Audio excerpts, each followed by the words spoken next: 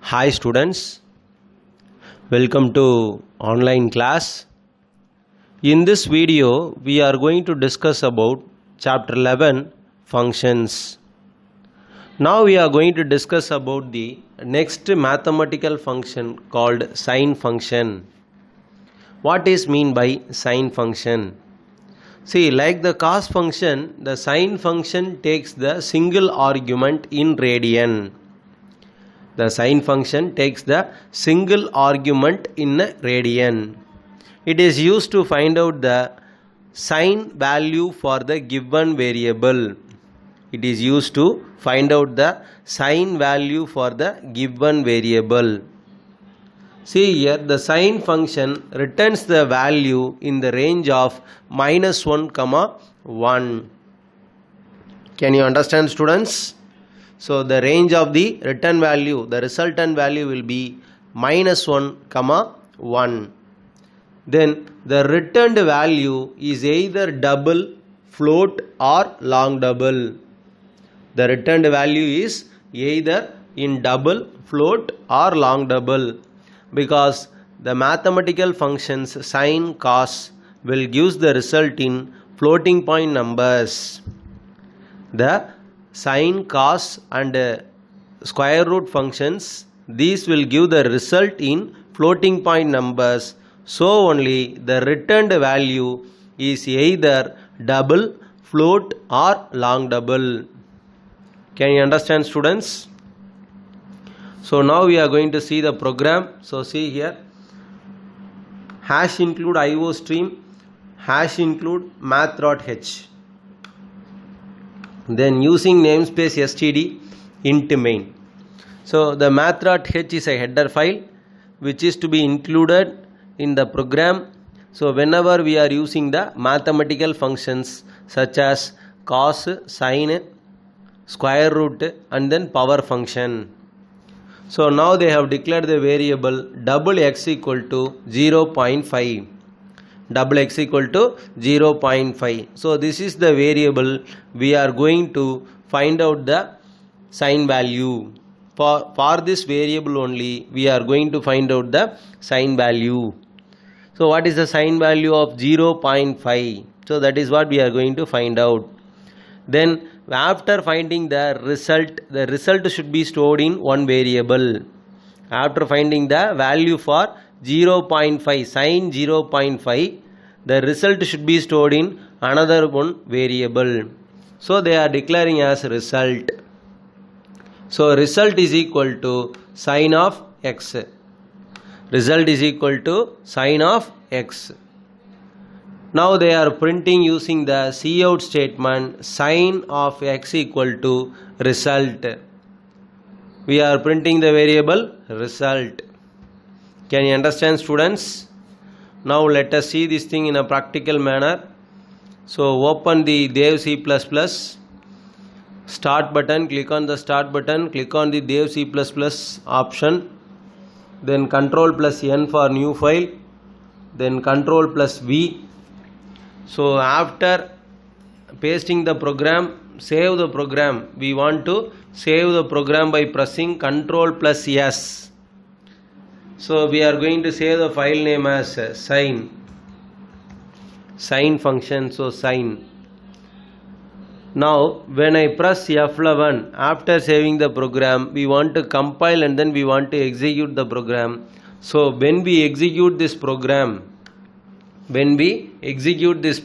when we find out the sine value for 0.5, sine value for 0.5, what is the result? 0.479426. 0.479426.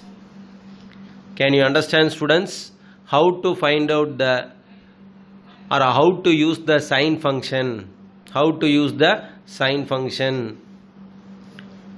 So now we are going to see the next mathematical function. Before that you can see the output as sine 0.5. So 0.479426. Can you understand, students? So now we are going to discuss about the next mathematical function, power function. What is mean by power function? The power function returns the base raised to the power of the exponent. The power function is going to return the base that is raised to the power of the exponent. Simply in mathematics, you might have studied A is raised to the power of B. Simple, in mathematics you might have studied A is raised to the power of B. For example, if I say 2 is raised to the power of 3. Now what is the result? 2 is raised to the power of 3. So that means 2 into 2 into 2. So 2 2s are 4, then 4 2s are 8. Can you understand, students? What is mean by power function? Power function is used to return the base that is raised to the power of the exponent. See, in simple mathematics we can say that A is raised to the power of B. So if any argument to power function is long double, so whenever we are passing the long double as an argument, then the return type is also promoted to long double. See, in power function we want to pass two values. We have two arguments, one is A and another one is B. If any one argument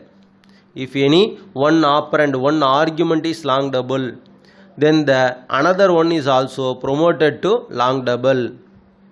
Can you understand, students? If any one of the argument is long double, then automatically the other argument is also promoted to long double. What are the two arguments means? The two arguments are A and B. The two arguments are A and B. Can you understand, students? So now you see here, if the return type is not long double, then the return type is double. If the return type is not long double, then automatically it goes for the double. Can you understand, students? You can see here the power function takes the two arguments. The power function takes the two arguments. What are the two arguments? First argument is base. First argument is called base. That will be the base value. Base is called the base value. Then exponent is the exponent of the base. That is power of the base. Exponent means that will be the power of the base. So when I say 2 power 3, we can say that 2 is called the base, 3 is called the exponent. Can you understand, students? If I say 2 power 3, then 2 represents the base, 3 represents the exponent.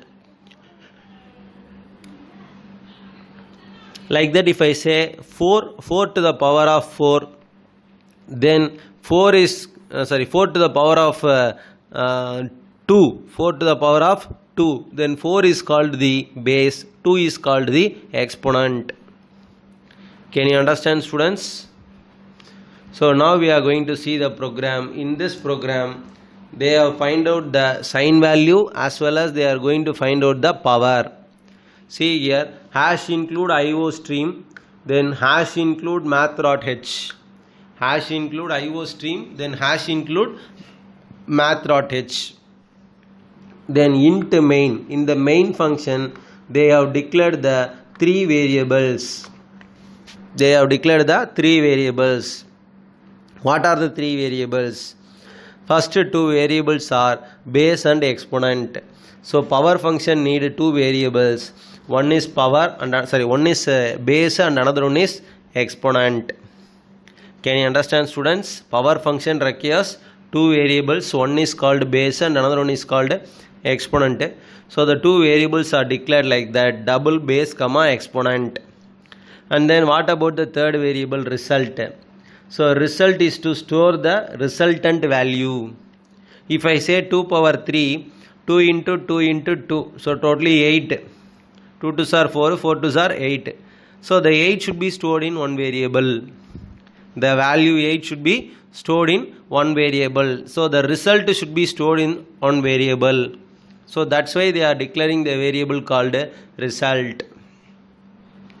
That's why they are declaring the variable called a result. So now you see here the two variables are base equal to 5 and then exponent equal to 4. So they are initializing the value base equal to 5, exponent equal to 4. So from this we can understand that 5 is raised to the power of 4. 5 is raised to the power of 4.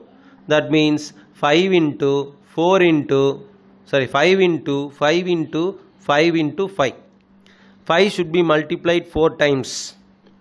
So 5 into 5, 25. Again 25 into 5. It will be some value 625 like that. Then again 625 into 5. So we want to go in the multiples of 5 at the same time 4 times. It is raised to the power of 4. So that's why base equal to 5, exponent equal to 4. Base equal to 5, exponent equal to 4. Now you see how they are using result is equal to, we are using the power function. Result equal to power base comma exponent. Result is equal to power base comma exponent. Now they are printing the result. See out power base exponent is equal to result. So we are going to print the result. Can you understand, students? They have declared three variables, base, exponent and then result. Base value is initialized as 5. Exponent is initialized as 4. Then we are using the power function. Using the power function, we are going to find out the result. The result should be stored in another variable called result. Then in the same program, they are going to find out the sign value for the x variable. They are going to find out the sign value for x variable. See here, double x equal to 25. Double x equal to 25. Then result is equal to sin x. Result is equal to sin x. Then they are finding out the result. So sin of x means we are using the sin function. We are finding out the result. Result equal to sin of x, students. So we are going to find out the value of, that is sin value of the variable x. Sin value of the variable x. Can you understand, students? So now let us see this thing in a practical manner. So control plus n and then control plus v. So after copying the program, we want to save the program. So power function. File name is power function. So we want to save the program by pressing control plus s. And then save as dialog box will appear. Save as dialog box will appear. There you want to give the file name. Can you understand, students? So now after doing all these things, after saving the program, when I press F11, now the program is compiled. So here there is no space is left out. So that's why it shows error. Int space main. So control S. Again when I press F11, if there is no error, so automatically it shows the result as 5 to the power of 4, 625. So 5 into 5, 25. Then 25 into 5, how much, students?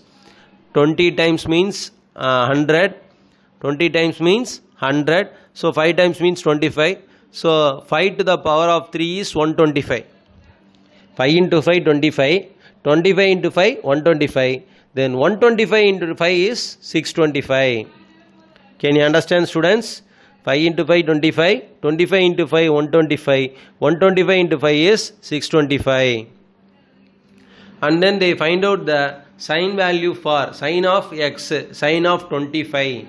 What is the resultant value of sign of 25 is minus 0.132352. Minus 0.132352. Can you understand, students? How to find out the sign value for a variable, as well as how to calculate the power function, how to use the power function, how to find out the value for the power function. Can you understand, students? Right. Now you can see the output here. So 5 to the power of 4 is 625. Sine of 25 is minus 0.132352. Can you understand, students? So in this video we have discussed about the two functions. One is called sine and another one is called power. Power function contains two arguments. One is called base and another one is called exponent. A is raised to the power of b. So that is what they are explaining there in the power function. I hope you might have understood this video. So let's end the class. So thank you, students.